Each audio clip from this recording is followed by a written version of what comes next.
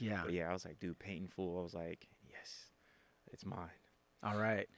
Man, welcome everybody. Welcome back to the Paint Method Podcast, the number one paint method podcast in the world. One day will be the number one paint podcast, but that is solely up to you.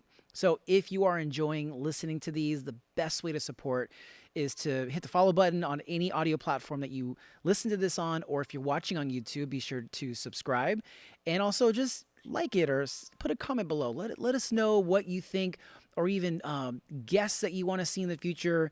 We would love to hear from you, get that feedback. But I'm excited to get into today's episode. I'm here sitting with not only an incredible artist, but a very unique artist where the medium that he uses is spray paint, but it's gone way beyond that. The way that he uses the paint, I just saw one of his pieces here in the studio, and I'm just staring at it like, how do you even bring that to life? But also a father Yep. as well, man of faith. Yeah. You know, we have a lot to talk about, especially about just his paint journey. So welcome to Paint Method Podcast. Let's get into it. We are all on our paint journey, but where are we now? And where do we go next? This is how. Passion, action, intent, new, teach. This is the Paint Method.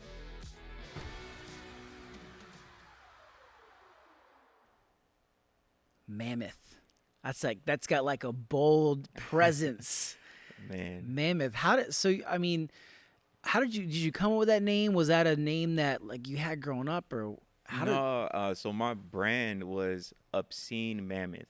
I started out as a clothing brand or trying to create a clothing brand. And because of that, my friends started calling me Mammoth for short. That just like, they were buying the brand and that's what, oh, what's up, Mammoth? And, so I changed the name only because people couldn't, for whatever reason, they were like, oh, what's the name of the brand? Obscene Mammoth. And they're like, huh? And I think it was just because for whatever reason, those two words together, I don't know, they couldn't get it. So I was like, man, I gotta change the name. But I already had the mammoth as a character. Yeah. And I loved it. And so I was like, I'm sitting there one day, and then that's how Paint and Fool came into play.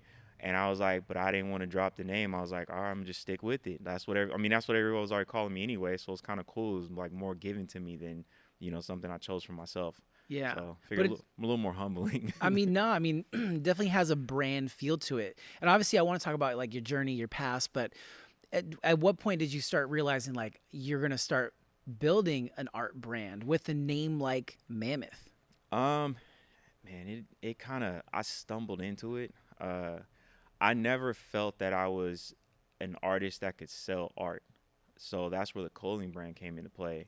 Um, I drew a picture of me and my best friend for her birthday, and it was just, I wasn't even painting it. I was just using markers, like Copic markers. I'm like studying how to really bring out depth and everything. So I post this picture, and then people are sending me requests.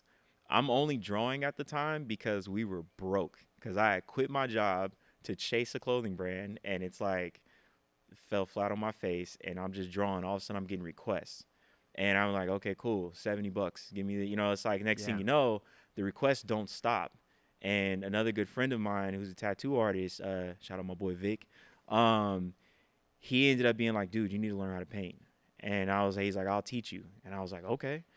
Man, as soon as that conversation was over, I went on YouTube, I researched, did all this stuff, went to Walmart, bought the cheapest paint possible, and I painted my daughter's jacket because I didn't have any canvases. I just grabbed her jean jacket, painted a lily on the back because that's her name, Yeah. and immediately after painting that jacket, I got requests.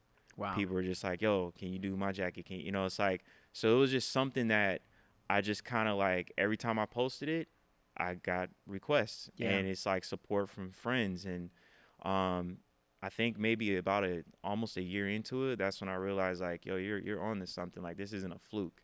And so I just went in and took that journey, came up with the name, like all that stuff. And I haven't looked back since. Yeah. I mean, one of the hardest ways for artists to start is just putting your art out to the world, because you're so worried about, will people enjoy this? Will they follow, and also then can I make money off of it at some Yeah. point? Because you want to sustain a lifestyle doing it. But the first step, is sharing of the world. And you experienced that firsthand when you started putting it out and seeing directly what starts coming back to you. Yeah. So when did you start experiencing that early on? Because obviously you've been creating your whole life, I'm assuming, although you shared a fun fact with me earlier, which I would love for you to share, but what are your earliest memories of creating in sort of the passion phase of your life? Man, dude, I've been drawing forever. You're old enough to remember this, so I don't know if you remember this show. There was a guy, and I can never remember the name of the show, but he would always dress up in these different costumes and outfits. It came on Saturday mornings, Uh-huh. and he would teach kids how to draw. And he would like, in his famous phrase, like he'd be like, draw, draw, draw. Yeah. And it's just, and so I would watch him, and I'd watch Bob Ross. Okay. I And can't remember. I wonder what that guy's name is. dude, you can still find it on YouTube. Can you describe him? Because maybe while we're doing this, I'll have Joe look it up. He was kind of like a little bit like huskier. Had like curly, like I think kind of like curly-ish, wavy black hair. Yeah. And he would always, that's what he would do. He would always wear a different costume. Like Okay. I remember one time, because it was like space themed, so he was wearing like an astronaut Yeah. costume and everything. If you actually Google draw, Uh-huh. it'll pop up. So Joe, while we're doing this, just on your phone, look that up and then just pop your head out and let us know his name so we know. But Bob Ross, the GOAT. Yeah. Have you seen that documentary on Netflix? Yes. Kind of sad. Dude, I'm glad I've never bought any Bob Ross materials, because I was Yeah. like, that's kind of like, that's messed up. Because you're supporting the family. What is it? What's his name? Mark Kissler. By the way, you have a mic in there. If you hit that mic on there so they can hear it. Mark Kissler. Mark Kissler. Okay. All right. I'm going to check that out now. I got to see these costumes. Man. Sometimes I feel like more like a Mark Kissler, the way you described it, than a Bob Ross when I'm doing my live streams. I'm like the wacky guy in like paint clothes, Yup. saying paint, paint, paint.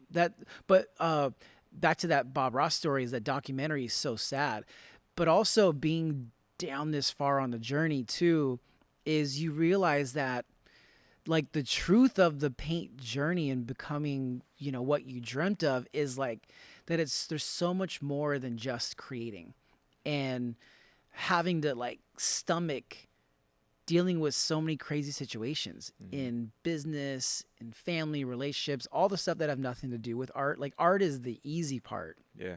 It's everything else that comes with the success, which the Bob Ross story, he was taken advantage of, unfortunately. It's sad. But look at the positive is someone like you growing up, someone like me, millions of people, and that was their introduction to art Yeah. in their home. Yeah.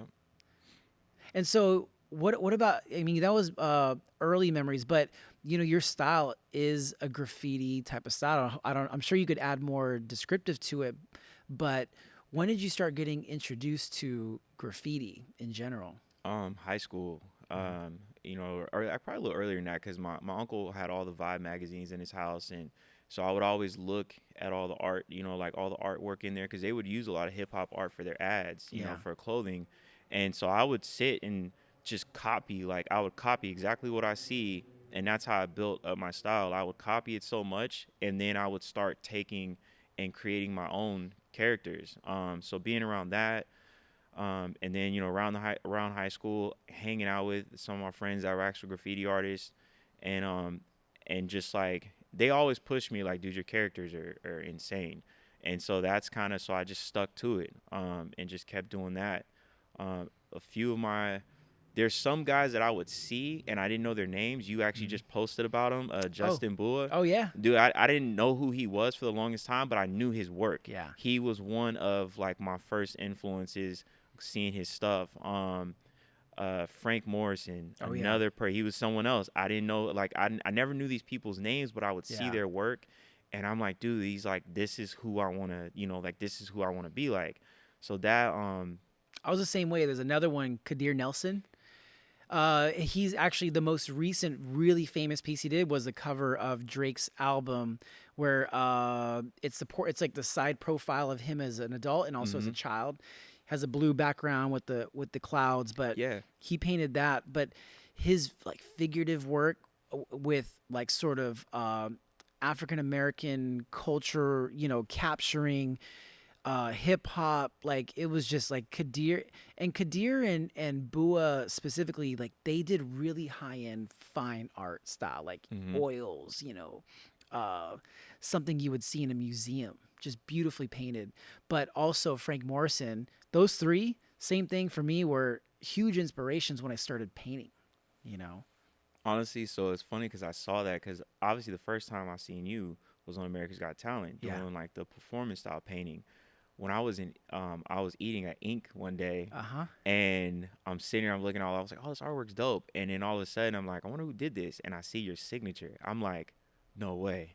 I was like, dude, this is like that right there. Like for the longest time, I was like, I love the stuff you do, like performance wise, but yeah. that style, I was like, dude, this is sick. Like, Thank you. because it made it just like seeing that whole style was like, and I honestly, there was some of what you did, I started incorporating in my work, Yeah, like that exaggerated sort of style and everything. yeah, That's why a lot of my stuff now is more like caricatures, and like really detailed caricatures and everything. That's what it comes from. So it's like I guess it's fun. My real name is Andre. So I'm like the Dr. Dre of painting, yeah, where he sampled all the greats, yeah, and that's what I do. Like my work is a compilation of like all these artists that came before me. yeah, And it's like a weird way of me like kind of paying homage by like, oh yeah, I like this, and I just start adding it, yeah. and it changes. Like I'm still constantly, like you see my work now compared to a year ago,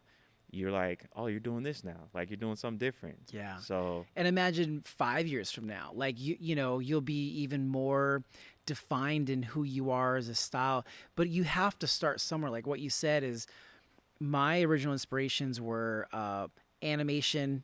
It was graffiti, and then doing figure drawing as well. So learning about how to actually draw the human figure, and then when I got into like painting live and just painting at these jazz sessions, it was like this perfect combination of this is a place for my art to live. Like I found the community to create and celebrate. And then that evolved and eventually to like performing. So, but you've already hit the foundational points, which is like one, building your skill set, and then two, you're also evolving. You're like you have that solid foundation and continue to evolve and then building a brand at the same time. Like that's momentum that's hard to stop at some point. And obviously you're experiencing that yeah, now, you yeah. know. And so those are some of your early inspirations. So, mine were very similar. But and then you had that Instagram post, you did the portrait, you started getting some more requests. But what do you think the shift was between, okay, I'm enjoying creating, I'm enjoying doing these caricatures, and now I'm getting so much that I got to put some sort of plan behind this, or is there not? Like where did you see the shift where you wanted to start really becoming just a true full-time artist, or at least enough where it consumes a lot of your time? Um, so I was selling cars, Folsom Lake Toyota. Shout out Folsom Lake Toyota. Yeah, man, dude. Honestly, that was if I wasn't doing this, I would have stayed there. Okay. At least I would have tried. My wife actually hated Why that why job. was that? What did you like about it? I love the culture, man. Like them Yeah. dudes that I worked with were really they were fun. Yeah. It's like the hours weren't that great because it was car sales and I did have a family. But that was one of the best places I've ever worked. And honestly, that was like the most money I'd ever made at any job. Like, family was taken care of, but like I said, there was the I'm not around my family as much, and Hmm. so that was tough. Um, I was listening to I was getting to the point to where they were talking to me about moving up. Hmm. And I realized that if I continue to go down this path, I'm gonna have to make the decision to put art to just more than likely just kind of give it up, just go back to just drawing in my sketchbook. And I had to really ask myself, like, am I ready for that? And it's like, so I only had two options because I couldn't stay where I was at. I had to grow somewhere, and it was either take all the risk and pursue this, or give it up and eventually have a high paying job, excellent house, and everything else, doing something that I didn't feel I was created to do. Yeah. And so I quit. and, and I already had a family, and we weren't even in the best financial situation when I did it. A lot of people thought I was crazy, so that was an isolated feeling. Yeah. But what it came down to was I grew up in church. And I started seeing very early on there's a lot of people that talk a certain way, but they don't live it. And faith is one of the big, that's the word faith is a huge part of our belief system. So it's like, but what is that truly? Mhm. And I had to ask myself, is God big enough to take me through this if I decide to just let everything go? Yeah. So I did, and it's like, and I did something that a lot of fathers and husbands wouldn't do, and that's put my family in a situation that was going to be very uncomfortable and not have a plan, all because I'm literally trusting that God's gonna take care of us. And it stemmed from my grandmother. Um, Man, this is hard to talk about this story because it's a lot. It means a lot Yeah. to me. My Take your grandmother, time. Yeah. she would always tell me like, oh, your gift will make room for you. Your gift will make room for you. She always get on me. When are you gonna do something with this art? And I'm like, she was the only person really in my ear about it. That like family, um, but she didn't tell me how to do it. So it's like I don't know. Um, and before she passed away from breast cancer, Hmm. um, I have finally started to push my work.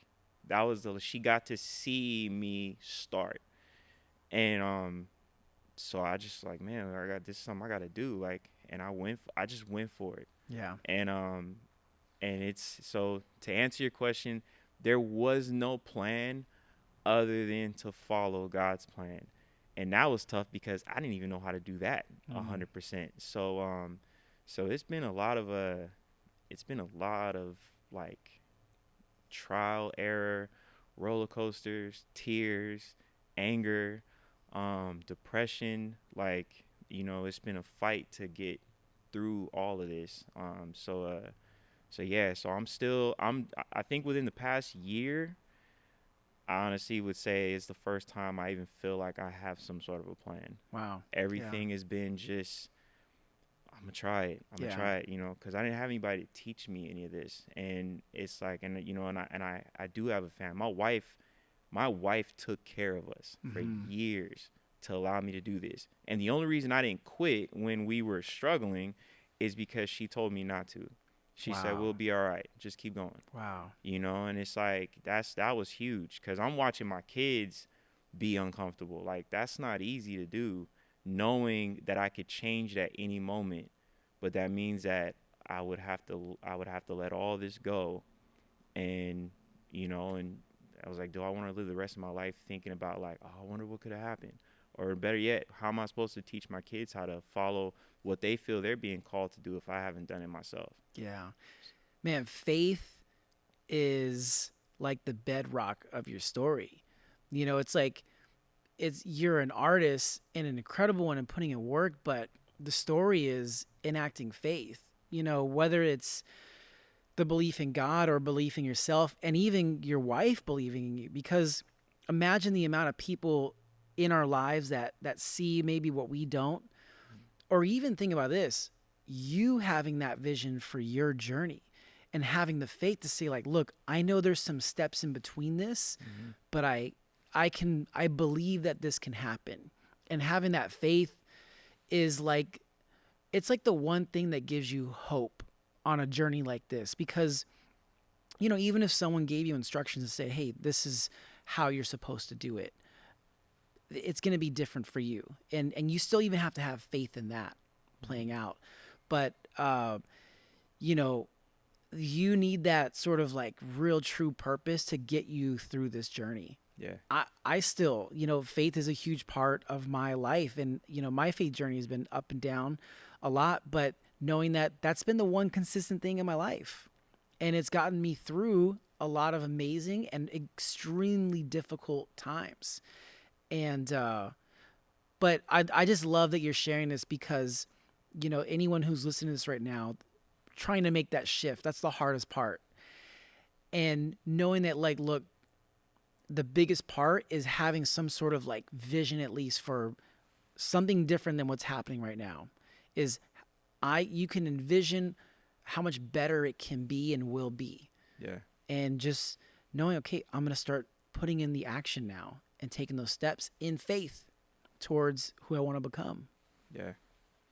We have the last thing I think what really I can see my like what is the purpose behind all of this for me, and it's I always felt like I'm representing, especially like other men out there, fathers and husbands um that are in a position to where it's like, I'll back it up. I'll say this. Mm-hmm. I used to listen to a lot of motivational speakers, a lot. And I love the guys that'll get you riled up, cuss you out and everything like that. And, what I mean, really get you pumped up.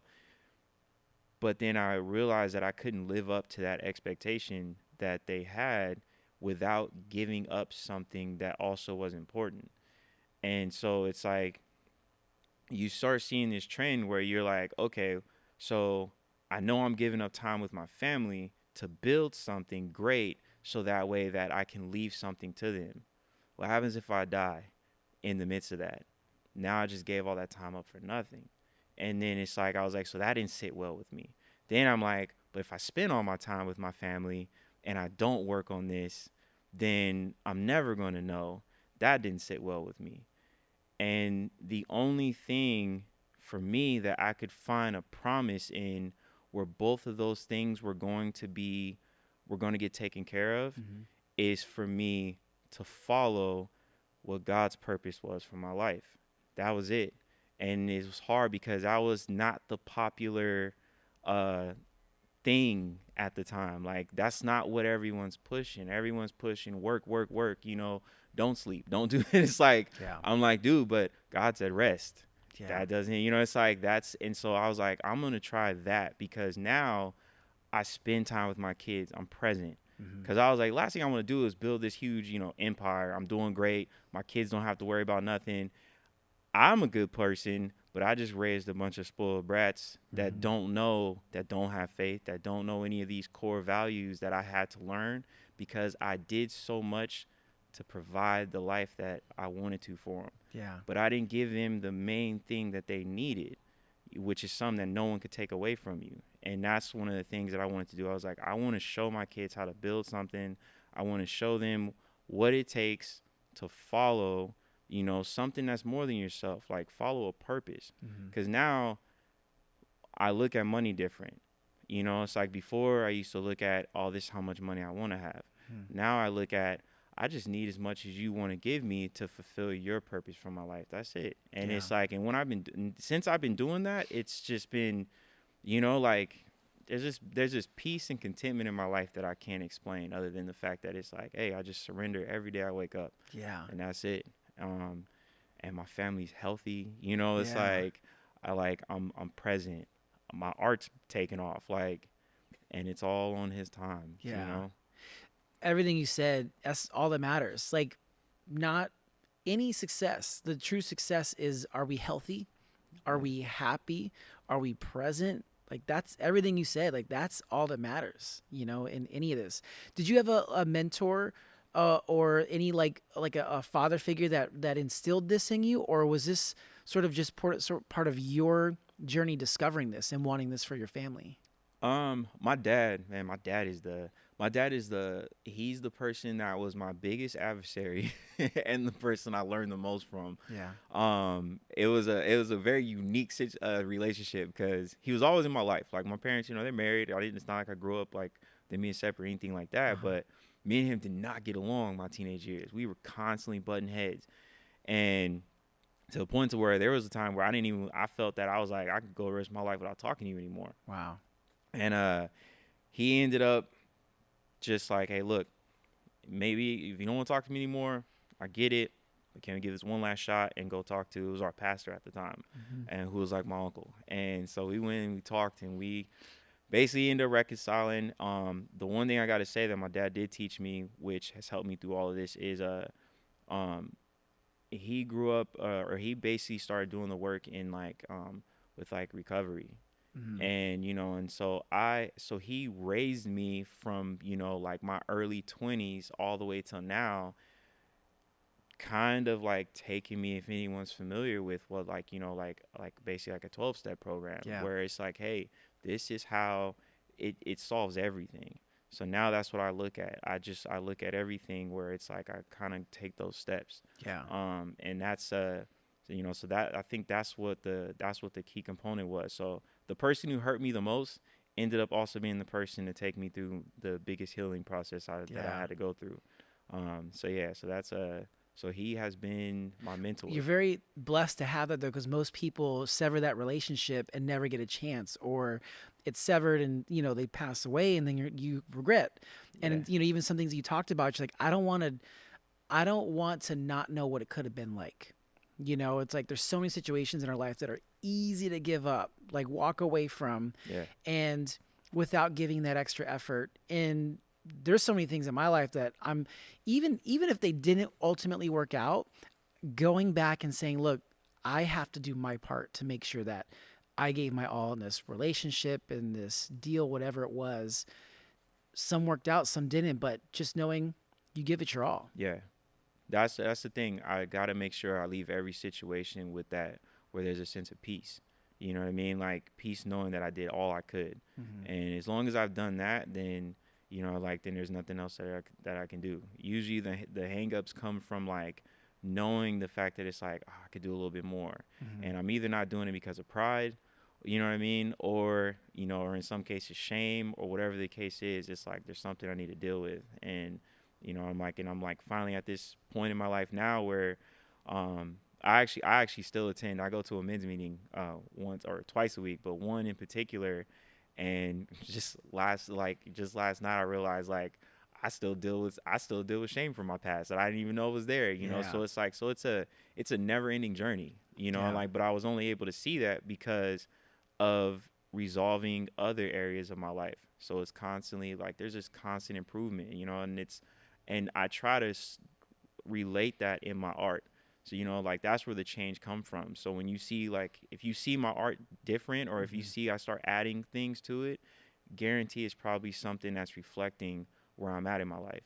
And so so that's where it's become like art has now become like really fun because like I'm like, oh, how can I put this message in here? Because people will ask, they'll start seeing the trend. You'll see a lot of my art. If I do characters, they have blue eyes. And everybody's Okay. like, I noticed you keep doing the blue eyes. What is that? And I'm like, oh, that represents keeping your sights set on heaven. Because Wow. most of the time, the characters are kind of looking up.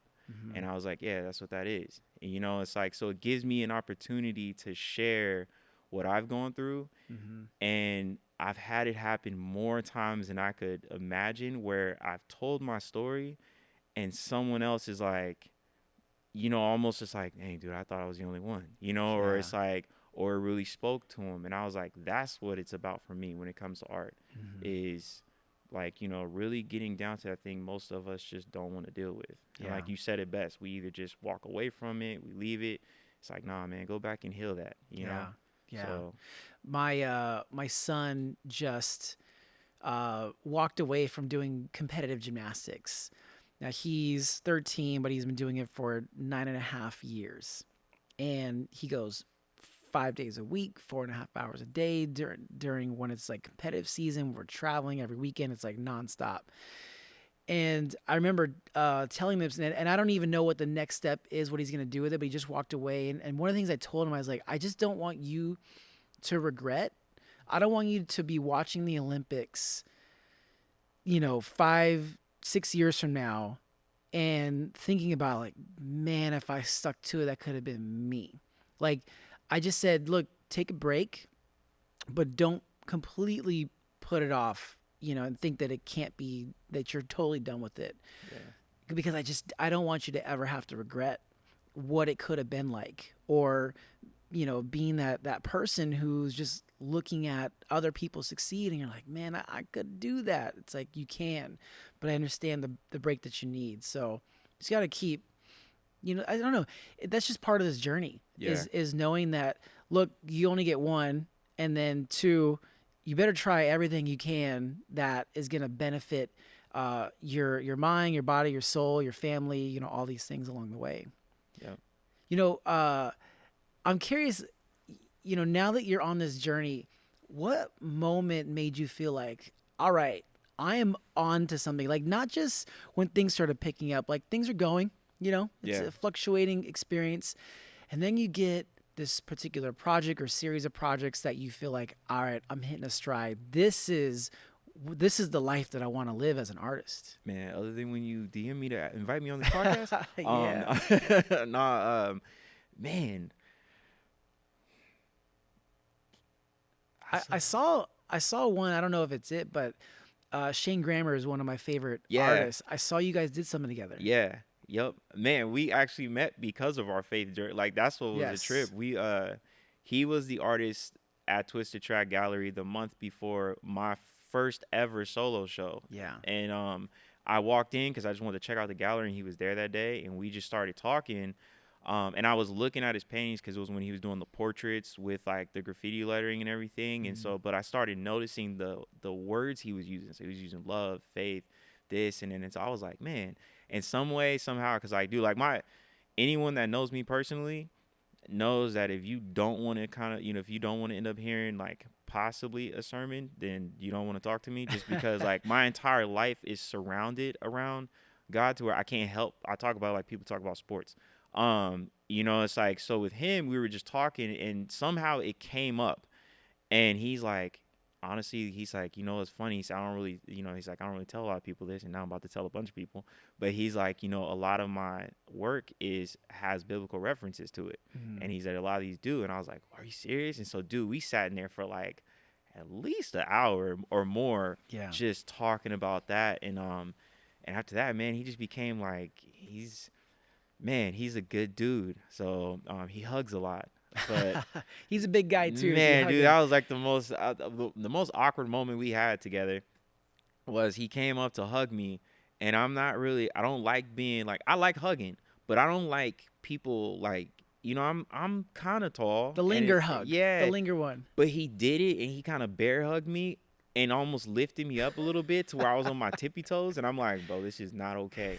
I'm like, and we're in public too. I was like, Yeah. it's like, but that's him. And then he'll always kind of like lie and tell some wild story to people about how he's my mentor and all this stuff. Like, so yeah, dude, that's like one of my friends now, Yeah. which is cool. He's a good dude. He's a Yeah. really good dude. How did that feel to have a solo show? That's like every artist's dream. I feel like that's like textbook, whatever city it's in. Even now, like I wouldn't mind doing a solo show, but how did that feel getting it, achieving it? Like maybe walk through the process so that artists that are maybe working towards that know what that's like. First, it starts over. I tell this to every single artist I meet now. Paint wherever you can. I started live painting a few years ago because some friends asked me like, "Hey, can you live paint?" I was like, "I don't know," and they're like, "Would you be willing to do it?" I said, "Yeah, Mm-hmm. sure." They're like, "You got about an hour." I was like, "Okay." So I just went out there and just tried it, Mm-hmm. and it's like I'm good under pressure. What makes diamonds, and so that's my thing. I was like, I say yes to kind of everything. It's like worst case I mess up and they kick me out, and so I went out there. I started live painting. Now I live paint everywhere. Like Yeah. if you invite me to an event, I'll bring a canvas and an easel and I'll just paint. And so, because you don't know who's gonna show up. Yeah. And so I got the solo show because I was live painting at a Juneteenth event. Some guy met me who was actually like who was really good friends with David Soban. Yeah. He's like, hey, I want to link you up with this guy. He does the murals in Sacramento. I was like, oh, okay. And I didn't know who he was talking about. He links us up in a text message, and David's like, how would you like to do concert in the park? So I was like, cool. Did a live painting and concert in the park. He said we're gonna put it in the gallery. I Mm-hmm. didn't even know what Twisted Track was, Yeah. which is a trip because I didn't know that was your old It studio. was. Yeah. I took my daughter there, and I was just thinking to myself like, man, it'd be dope to be in a place like this. Next Yeah. thing you know, I go to the studio. I'm like, this is Garibaldi's old studio. I was like, dude, this is a trip. So I walk in. I met she was working there at the time, Zoe, who Uh-huh. also became a really good friend of mine. Um, Talked to her about what I was doing, asked some questions. After I was done with my painting and brought it in, she's like, "Oh my gosh!" She's like, "You did this?" I'm like, "Yeah." She's like, "How would you like to do a solo show?" I'm like, yeah, yeah." And she's like, "How about next month?" Which was in like 2.5 weeks. Wow. I was like, yeah, let's do it. Yeah. And she's like, yeah, you need about like maybe 20 to 30 pieces. Wow. I had about 12 pieces at home. Okay. And I was That's a good head start. man, I was like, yeah, let's do it. Dude, I painted every single day Yeah. up until deadline. And I ended up having, I think, 29 pieces by the time the show Wow. happened. And so it was just it was just a surreal feeling, because it was like, once it was up and I got a chance to see it in that big of a space, Yeah. man, it was wild. So that's how I got there. And I always tell folks, like, I don't have like a ton of money going into this. Like, Yeah. it's like, use what you got. I have time and I have canvases and paint. So I was like, yo, I just live painted. 'Cause a few artists, this is always everyone's hang up. Artists are too worried about money early on. Mm-hmm. People would sit there and be like, man, I'm tired of going to these shows. Like, you're not paying and everything. I'm like, dude, first of all, you got like 200 followers on Instagram. You know what I mean? I'm like, and I know it's not all about followers, because I feel my network is way bigger than what my Instagram shows. But I'm like, you're too worried about getting paid at this point. Just show up. Like, that's how you get to this next level. Everyone's always like, kind of like, man, I wish I could get. I'm like, dude, I didn't do anything special. I just keep showing up. That's it. I'll show up to places where some folks be wondering if I'm like, almost thinking I'm too big to be there. And I'm like, dude, I didn't forget where I came from. Yeah. I'm just glad someone's let me bring my easel in here. So Painting live changed my life. Like, I hope that people are really listening to what you're saying, because it's all true. One, I mean, putting yourself out there. When I started painting live, I was 20 years old, painting live at a nightclub. I was not 21 yet. But there was one particular night where this gentleman, Kevin Costa, came up to me. I was painting live. I wasn't being paid to be there. I was hoping maybe to sell that piece that night, but just showing up. And these people would see me all the time. And so he's like, hey, have you ever heard of this guy, Denny Dent? I was like, no, what? And it's loud. So he's trying to like scream it.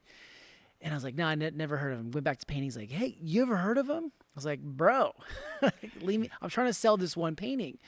And then he's like, he does this rock and roll painting. Like, he starts moving around, like trying to, paint like Denny Dent. And I was like, never heard of him. Thanks for the advice. He's like, all right, well, do you have a website? And I was like, oh my God, this guy won't go away. He's like, well, here's my card. I can help you with your website if you need help. I was like, cool. So 2 weeks go by. I'm like, I really need to get a website. And I call Kevin and I go to his place. He's got his web guy there and we're working on the site. I look across the room and then there's this massive Denny Dent painting on the wall. And I was like, is that the guy? He's like, yeah, that's the guy. That's one of his paintings. And it was like just crazy, painted up close. And when you step back, it was this really clear portrait of Denny Dent. And that moment changed my life. It literally changed the trajectory of my life in two ways. One, seeing what was possible now, where I could take live painting, like, oh, there's a evolution to this. It can turn into a performance, be center stage instead of by the side. The other part was Kevin's family did trade show registrations. So they had a company that helped trade shows do the registration. And he said, hey, we're also doing the art expo coming up in a couple months. And I was like, I don't have money to buy a plane ticket. And so he's like, look, let's make a deal. I'll buy the ticket for you, but you have to pay me back. I remember it was like maybe like $700 something round trip. And I was like, cool. I didn't know if I was gonna be able to pay him back or not, but I went out there, went around the show. Eventually the last day, got my first publishing deal out of that. Wow. So Kevin is now still an incredible close friend. He introduced me to who is now my fiance a long time ago.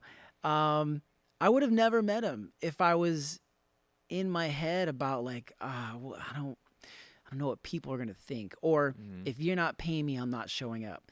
There's things I still will do today that I don't get paid for, that maybe an expense is taken care of, but I will invest into it because I know it's an incredible opportunity. Yeah. And it should not always be about what you're getting, but what can I give to this experience, knowing that down the road it could pay off huge, even if I just feel great in the moment. Yeah. You know. Man, I agree 100%. Are you exploring more live painting? Yeah, dude, I get invited to live. I actually finally got paid for my first live painting. I think Hey, a that's couple awesome. yeah, it was not too long ago, dude. Like I'm starting to get hit up now where people are paying me to live paint, and I'm Yeah. like, man, this is crazy, and it's funny cuz I never thought to I didn't start live painting thinking that was going to be a thing. But again, same reason I started painting in the first place. I didn't plan on this even being a thing. I just was like, oh, here's something I could do. Let's see what happens. Yeah. So I was live painting for exposure because Yeah. I'm like, oh, I don't know who's going to be here. Next thing you know, I got people like seeing me live paint and what I'm able to paint in that Yeah. amount of time. And and they're like, oh, dude, like, can you come out and live paint at this? I'm like, yeah, sure. And it's like, yeah, and now they're like paying me to do it, and and I'm like, I was like, man, this is wild. So it is now a part of what I do. Mm-hmm. I actually, and I was when I went to your studio at Twisted Track, it was crazy because I literally got this close to your paintings, Yeah. studying Yeah. because that's another way I'm mad visual. So if I look at something, I could usually see how someone was able to do it. Yeah. So I went up and I was like, and would pay attention to it wasn't your thing was more about just understanding where to put those different values. Yes. And you know what I mean? It's like, so as long as you like get them somewhere where they're supposed to be, Mm-hmm. you can bring out and I was like, so that's what I started focusing on. So Yeah. I did a Johnny Cash piece that's actually hanging up in the Folsom like History Museum Oh, wow. over there, which is kind of cool for their display. Yeah. Um and I painted that at like right there on Sutter Street. Yeah. And that was the thing, just going in there and just boom, and I just would keep working it until it would start to appear. I was like, all Yeah. right, here we go, like, and just do that. So, like, so that was like that's part of, like the development, I guess. So yeah, live painting has become kind of fun. Well, live painting is cool because it doesn't have to be perfect. Like what you're saying is really what I focus on is Mm-hmm. the values, and then I would say, the characteristics that really make the likeness stand out. So if there's like a particular wrinkle on the face or a hairstyle, like making sure I draw attention to those things if I were to spend more time on it. But when you break it down, it's an illusion of a Mm-hmm. face. Like it's different colors that make the viewer believe that there's something there. Yeah. And so by even planning that, like I have a specific color palette because I know that I don't need to, I can mix some as I go, but it's just enough there to help me with my value. Even if it's a grayscale, doesn't even need to be in color, Mm-hmm. you know? And then I think just that last part is like, you know, it doesn't need to be perfect. Yeah. And then the next level to that, like, which I'm sure, whether you're there or not now, but there's live painting, and then it's like, how do I make this experience for my viewer just feel a little better? And that's when you're like, say you're live painting at an event, and then you're like, do you mind if I just make a presentation on stage real quick, just introduce myself to the audience, just say, hey, I'll be over there in the side of the room, but my name's Mammoth. You start doing things like this, and you start to see the result of that because people are attracted to someone who just wants to give value. Yeah. But there's definitely levels, man. I'll share some more stuff off of this, but I'm just glad, I'm just happy that you're doing it because it's such an untapped thing that more artists should do. We should be seeing artists at every single event. And essentially what you're doing is, and even if the event is like a passion that you have outside of art. So for example, you were just sharing, you used to work in fitness, in the Mm-hmm. fitness world. Yeah. And so I had went to this CrossFit event with Kevin, my friend Kevin. And I was like, man, if I was an artist and I was jacked and I was into this world, I would be live painting here, doing something that celebrates this culture. Like there's a very specific culture there. And painting live is like the best lead generator for painting something that celebrates that culture. Mm-hmm. And if you happen to be into it, that's even better because then you speak the same language as them. And there's so much to come out of it, from print sales, painting sales, to more live painting opportunities as well. Yeah. Yeah. That's true. Yeah. As you're still building, what's your ultimate dream as an artist? You've done a solo show.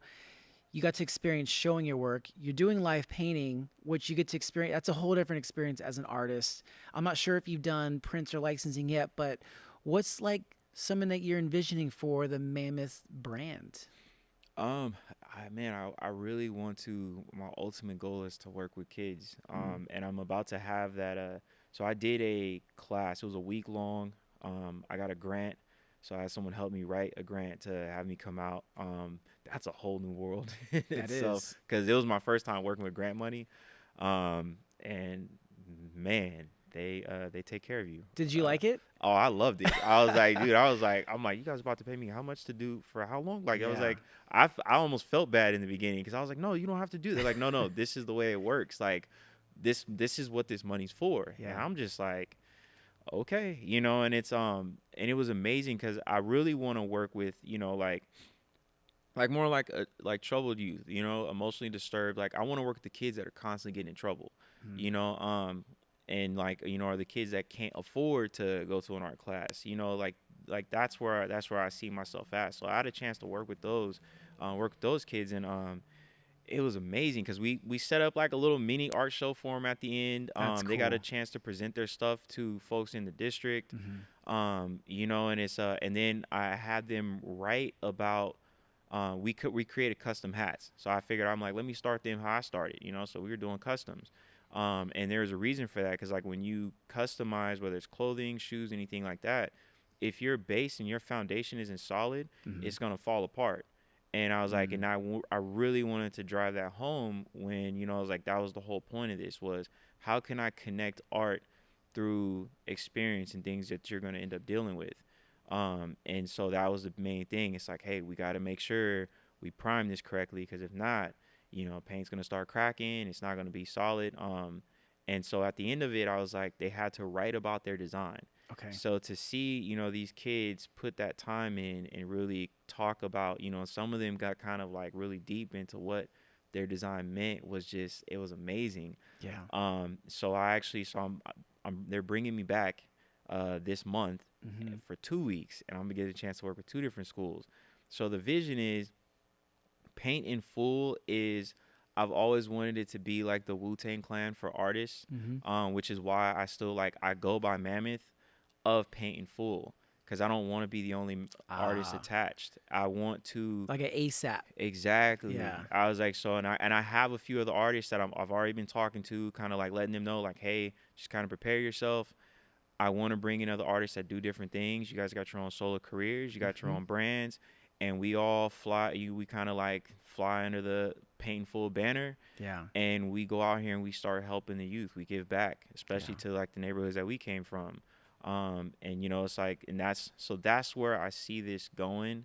I find a lot of fulfillment doing like a Pikachu drawing because I don't know if I mentioned I'm a IA working with special needs at my Oh, kid's okay. school. That's what Wow. I do I don't have anything else to do during the day during that Yeah. time while they're in school because I take them to school, pick them up, do all that. So I was like, Wow. so I ended up getting a job there, Yeah. and I like I paint a mural at their school like.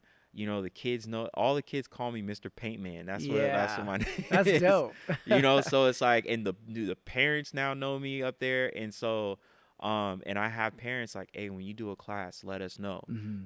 Like and so I was like, this just turned out to be to work out. So that's the goal is to be able to just to give back to the youth. Like when I like kids, I'll do like a simplest drawing Yeah. and give it to a kid. And when to see the reaction, man, that's like, dude, you can't pay me enough to paint anything to get that. Yeah. That means a lot. I had a dad come up and tell me it's like, dude, after you I think I did something. Oh, I did a name tags. My first year there, which was last year, and I was only at yard duty for the I want to say first grade class, the entire first grade, first and second grade.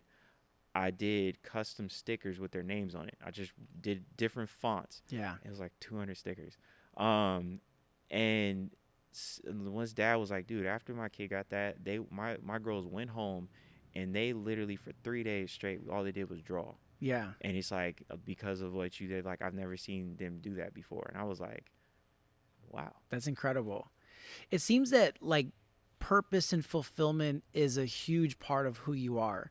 because I asked him like, what do you envision for the brand, and it had to do with something that made you feel fulfilled. Where do you think that was instilled from? Having making purpose and fulfillment such a huge part of who you are. Um, I started I started two businesses when I was young in high school. I had my own lawn care service. I was mowing 5 yards a week, um, all to save money to buy a stereo because like it was like 200. It was like $200 stereo. Yeah. I put it on layaway at Walmart, and I mowed lawns every week to earn that. Um, I also was doing custom backpacks in school. I was doing it. Friends were paying me like maybe 20 bucks, 10. I Uh-huh. was using that money to buy lunch. Yeah. So no one showed me or told me, it's like, dude, look what you just did. You just started something. I didn't go that far. I wanted stereo, and I didn't want cafeteria food. I wanted the good lunch. Yeah. And it's like the one thing I did hear all the time is the areas I wasn't doing well in. Oh, your grades aren't great. You're not doing this. You're not doing this. No one nurtured the things in my life that I was doing really well, Mm-hmm. and it was because they didn't know how. And it's like, and that's one of the hard parts about, like, I think when you grow up where you're, like my parents didn't talk to me about credit. Why? Because Mm-hmm. we were struggling. Like, Mm-hmm. it's like there's so many areas where they missed, not because they were bad parents, they just didn't know how. So now what I look at is, I'm like, I want to help not only kids but also other families to be able to, like, learn how to, like, develop their children's strengths in areas that they don't know how. It's like my son is an excellent soccer player. Mm-hmm. I know nothing about soccer. I don't know how to help him get to the next level. I Yeah. don't know any of that. So so like the fear in me would be to try to get him to do something I'm familiar with, because then I can help him. Mm-hmm. Otherwise, I can't help you in that area because I don't know anything about it. That's what I see. It's Mm-hmm. like everyone's college, this. No one's talking to me about art except my grandmother. Yeah. And so I think that's where it comes from, is just like, man, like, kids have, like, they have more options than a lot of times we realize. Mm-hmm. And I want to help them see that. Yeah. So I love that. Is there something you're trying to break through right now, like where you're at, outside of the education, where there's like something in your art career that you're just like, man, if I could just figure out how that works on the other side, or that you've been like wanting to strive for at this point where you're at? nonprofit work. I'm Okay. like, I'm getting help now. Like, we're in the process. I'm meeting with this dude on Monday. Yeah. Because he's already done it. He's set up an entire plan before for his own thing, and he Mm-hmm. has a background like mine. He said, dude, I just did it. I didn't know what I was doing. Nice thing is, he got one step further than I did. Yes. So he's like, hey, I can help you make a plan that we can present, Yeah. and everything, to whether it's school districts or whatever. Because I do want it. I don't necessarily want it to be attached to schools. I want it to be my own thing. Mm-hmm. Um, but that would be the next step. Because, like, all of this, like, everything I'm doing, I started, but I never, like, I don't I have I'm going through life. I have no idea what I'm doing half the time. Yeah. It's just like, Welcome to the club. I'm like, yo, what I do is, I was like, I know if I keep doing it wrong long enough, someone is gonna come along and be like, dude, please let me help you. Like, Yeah. it's like, and that's what's been happening. It's like folks have been watching me just, like, completely do this the hard way. Yeah. But it's like, it's like they almost see this is some more great advice. People are more willing to help you when they see you helping yourself, or at least trying. Mm-hmm. And it's like, and that's what I've been running into. Folks are coming alongside and being like, dude, hey, let me help you with this. Why? Because they see that it's like, I'm already doing the hard part. Yeah. They're just like, oh, we just need to tweak this one little thing. Let me do that. Mm-hmm. And that way you can keep creating and connecting with people. Yeah. It's so true, man. Like, if it wasn't for those smarter people in my life, I would not be sitting here. We would not be sitting in this room, because all along the way, I'm like, wait, how do you do that? Because and not to like hold on to the past and be like, I didn't graduate high school. Like, look, this was self-made, because you have to evolve. Mm-hmm. But just knowing where I came from, I also know along the way, I just had to figure things out. And a lot of it was just asking questions, saying, what do I need to file for this? Or who do I need to talk to about this particular subject to set this up? Mm-hmm. And being open to that, knowing that, like, look, I'm going to show up to tables. humble and open and ready to listen and learn. You Yep. know, that is this journey, you know, that is being an artist and growing. And there's so many levels to it. Even now, like when we're getting into like more touring, which is another world. It has nothing to do with even like art at all. You know, you're working in a whole nother realm of entertainment.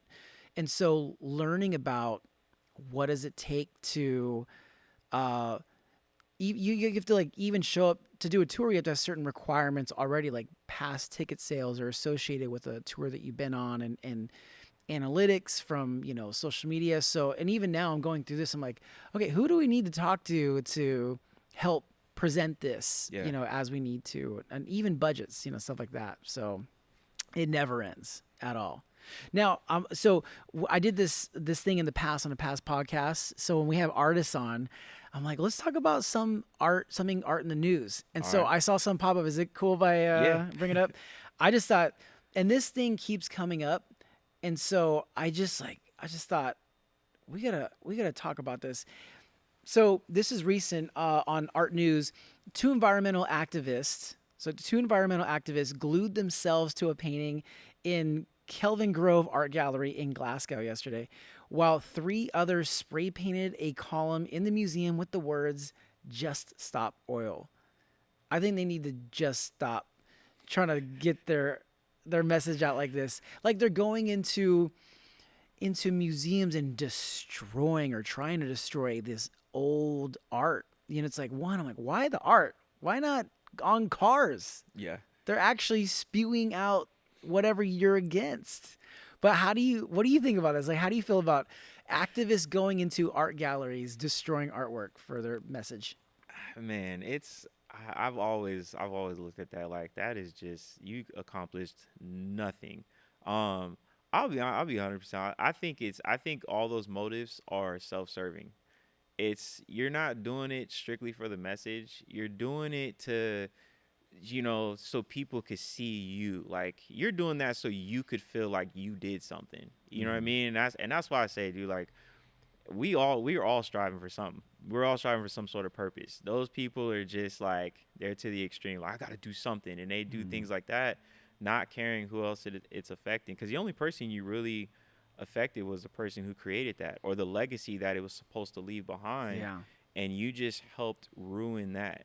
You know, like even when people are doing things to, you know, like let's say their whole motivation was like to stick it to the man in a sense, like Yeah. oh these museums are ran by so that may be the case, but you're now, you know, kind of stepping on the person that, you know what I mean, that actually did the work. Yeah. And I always looked at, I was like, man, that's kind of a, yeah, that's, yeah, I never thought that was the way to go about doing it. Do what Banksy did. Go in there and sneak your own painting. Like, you know, it's like now if you had a wrote that on a canvas and snuck it in there somehow and hung it on the wall, totally fine with that. That's brilliant. Like Yeah. that's actually Banksy's brilliant is the social commentary by inserting himself into that place of conversation rather than destroying it. Yeah. You know, I also think too, you know, that people are going in and destroying works of art. I think that they think that like, look, oil's so big that like whatever we do, I don't even know if they believe that they can make a change by doing this. And then I think they think the gallery's so big, they have insurance, like someone will cover this. And I'm like, I just feel like people who do that, they may not like own stuff and they don't know what it feels like to have Hmm. people like destroy something that they worked hard for or that they've saved for generations, which families that own these paintings have. But yeah, I don't think it's effective. No. It just makes like silly news headlines on art news. Yep. It's Yeah, ridiculous. that's you made a good point. Banksy is now sitting at the table with, you know, it's like with a lot of these folks, like people are following, folks are listening.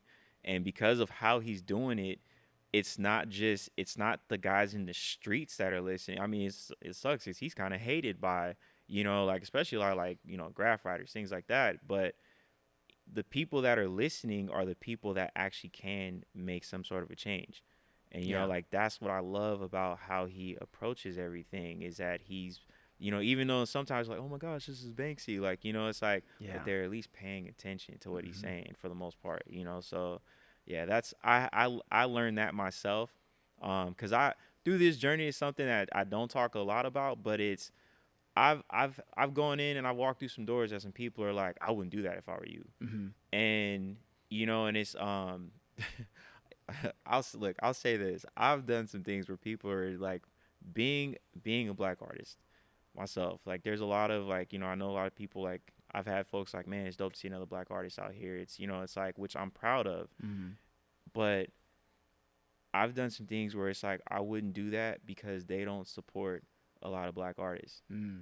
And I'm like, how could you say that to my face? Like I am like, it's like somebody's got to walk through the door, and it's Yeah. like the issue is not how many of us there are. To me, and this is a personal thing because I only move off my own convictions, and it's like I just got to make sure that when I go through, I got to make sure to hold the door open for someone behind me, because there's a lot of us, and not just based off race, just anything, opportunity in general. A lot of us make it, but Mm-hmm. when you make it out of a place where there is no opportunity, most of us are spending so much time running, we forget about everybody else that we left behind. Me, I just always been conscious of never forget what it was like, because I strongly disagree with, and it's like with the fact that everybody can make it if you just work hard enough. I didn't make it because I worked hard enough. I made it because I was willing to do what it took, but I wouldn't be here if it wasn't for the connections that I made. There's a lot of people that helped me get here. Mm-hmm. And I had to break it down when I looked at the folks surrounding me. I'm like, dude, some folks are not as blessed as I am. I've had some folks in my corner that are like, I'm like, dang, I'm lucky. I'm like glad that we actually met. There's people that are out there. It's like they unfortunately, like, you see it. If you go to a basketball court now, you'll see folks out there. It's like, yo, you played better than some of the NBA players. What happened? Yeah. Sometimes they just didn't have the people surrounding them. It's not always chalked up to laziness. Mm-hmm. So my thing was, I'm like, I just want to make sure that I just don't forget anybody. Yeah. So yeah, that's, I don't remember why I said that, but No, you're on you're flowing. But I agree, because when I didn't graduate high school, but I still was able to make an art career. Most people think you have to go to art college or go on some specific journey that it was done before. It's like you have to do that as well. There's a lot of different ways to do it. With that said, knowing that students do go to colleges and then they get into debt for, six figures at any amount for something that you don't need a degree in to do art, and specifically animation. That's what I wanted to go into. And there was a school that I wanted to go to that would have put me in debt for hundreds of thousands of dollars, and hoping to get picked up by Disney or Pixar. Some of my classmates did. They did really well. They could also, their family could afford the tuition at a school like that, where it wasn't as much of a risk. But that's why we started Creator X with my high school animation teacher, because we really believe that opportunity, like really creativity was widely given, but opportunity was not. And so opening the door to show students, like, look, here's all the jobs that you could do in arts, media, entertainment, and there's different paths to get there, and mm, just presenting all the paths. Some of them you can learn skill sets in school on your own time. Some you may have to go get education, but just know that that's not the only one. And I think the best thing we can do as artists as we grow as well is to go to people who are coming up in the same place that we did and say, look, here's some paths, some possibilities of where this can go, mm-hmm. and just try to guide them on the right one that works for them. Yeah, yep. That was the whole like when I started these classes, I immediately realized like there's one kid in this class who wasn't doing a picture. He Mm-hmm. was just customizing the hat. Mm-hmm. And it was like he was so focused on every single detail, and it was like, and so and something we have to be good at too, I feel, is seeing people's strengths even when it's like, because I'll be to be honest, like the hat when he was doing it, there were so many things that he was doing wrong. Like he was putting way too much paint on it and everything. And I was like, that hat is not gonna be wearable. But what I was paying attention to was I'm like, but he's like really zoning in and he's trying to make everything perfect. And I realized, okay, you're not an artist like myself as far as like pictures, Mm-hmm. but you'd be a killer sneaker restorator. And I know somebody that does that. And so like, and I call that guy, I say, hey, listen, I want to see if you're interested in this, teaching and talking to kids about, restoring sneakers.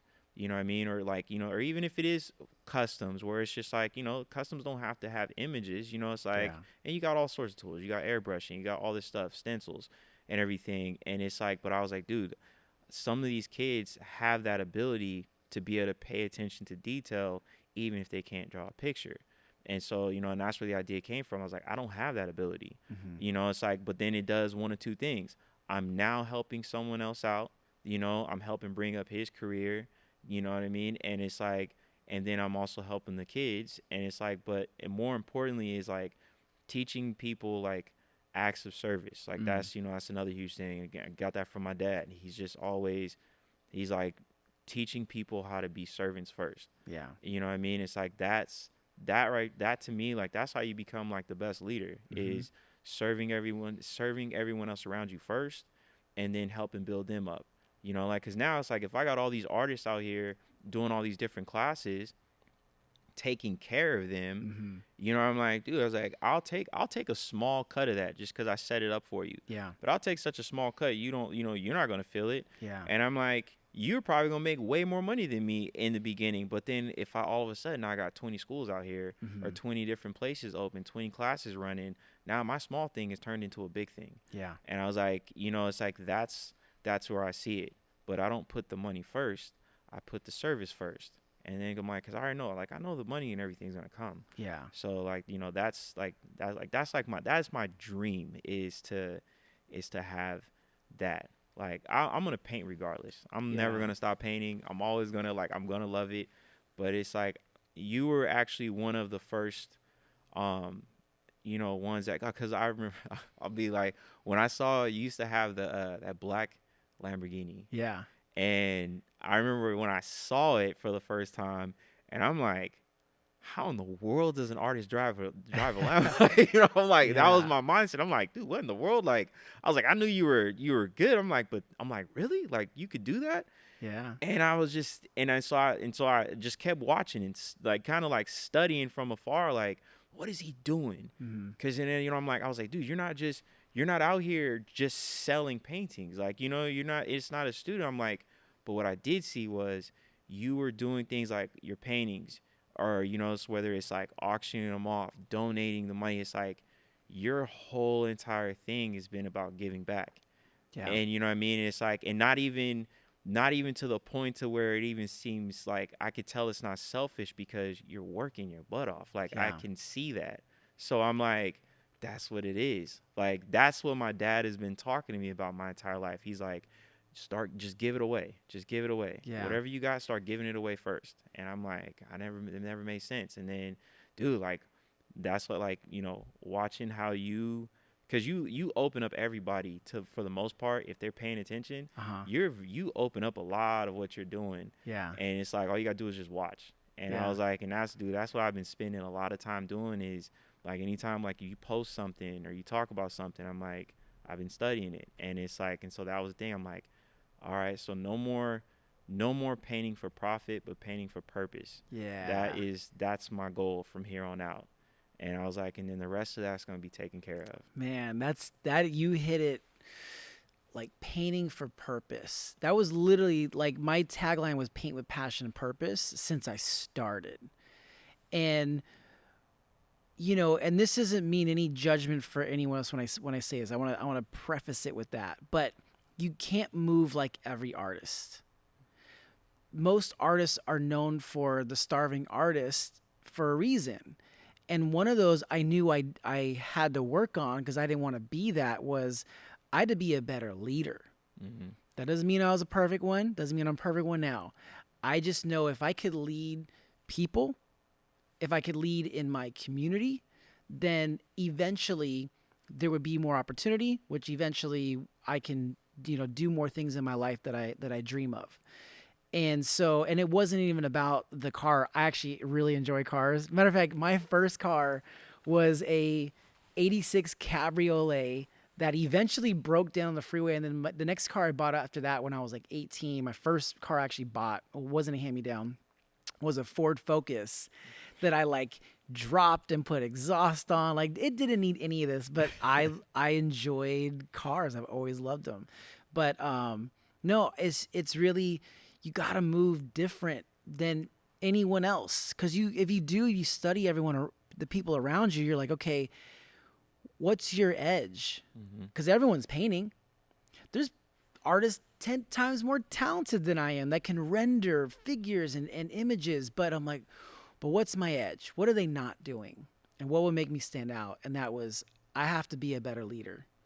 And that's something I'm still working on today, whether it's like my mentors or, a video I watch, or even getting feedback from my team, just sensing like, yeah, I should probably work on that thing. Yeah. But leadership is what turns like real true ideas into legacy.